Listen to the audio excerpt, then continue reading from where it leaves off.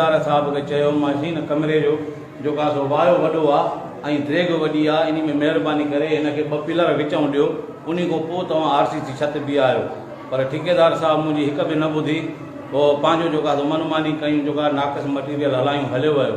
अॼु सुबुह जो 19/5/2025 ते अॼु सुबुह जो असां 8 बजे ॿारनि खे जेको आहे असेंबली दौरान मशगूल हुयासीं त ओचितो जेको आहे सो वरी धमाको थियो त मां हैरान थी वियुमि, ॿारनि में ख़ौफ़ पैदा थी वियो। आयासीं अची करे ॾिठोसीं त हीअ जेको आहे सो RCC छित जा जेको आहे सो चापड़ इहे धमाके सां किरी पिया, जंहिंमें मुंहिंजो फर्नीचर जो नुक़सानु थी वियो आहे। फर्नीचर आहे, बैंचा आहिनि, इन खां पोइ हिकु अधु अलमारी आहे, पखा हुया, उहे जेको आहे सो उन्हनि जो बि नुक़सानु थी वियो आहे।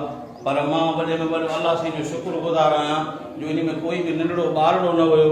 जेको नंढड़ो ॿारड़ो हिते स्कूल दौरान वेठो हुजे या त क्लास में, त वॾा जेको आहे सो ॿारड़ा ज़ख़्मी थियनि हा या वॾो नुक़सानु थी वञे हा। तो मां जेको आहे सो अर्ज़ु कंदुमि त ख़ुदारा जेके हलंदड़ स्कूल आहिनि, हलंदड़ स्कूलनि ते तवजह ॾिनी वञे, हलंदड़ स्कूलनि खे सहूलियतां ॾिनियूं वञनि। जेके हलंदड़ स्कूल आहिनि उन्हनि खे त घटि में घटि जेको आहे सो सहूलियत ॾिनी वञे, ऐं उन्हनि जी जेको आहे बिल्डिंगुनि ते जेको आहे सो नाक़स जेको मटीरियल आहे ऐं जेके डैमेज बिल्डिंग आहिनि उन्हनि खे ठारायो वञे। अच्छा, हीअ जेको क्लास आहे काएं दर्जे क्लास आहे? हीअ साईं जेको आहे सो क्लास आहे, हिते कची क्लास आहे, हिते कची जा ॿार वेहंदा आहिनि। हिन क्लास में घणा ॿार हूंदा आहिनि? हिन क्लास में तक़रीबन मुंहिंजे अंदाज़े मुताबिक़ ईअं आहे त 80 जेको आहे सो 90 ॿार वेठा हूंदा आहिनि। हिन कुझु हेॾे ॿार वेठा, हेॾे पोयों वेठा हूंदा आहिनि, कुझु जे बैंचनि ते वेठा हूंदा आहिनि, पर बैंचनि जो फर्नीचर जो हाल कोन्हे।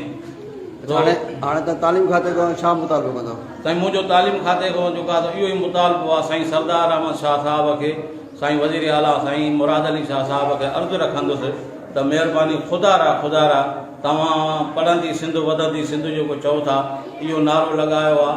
असां बि पंहिंजी दिलि व जान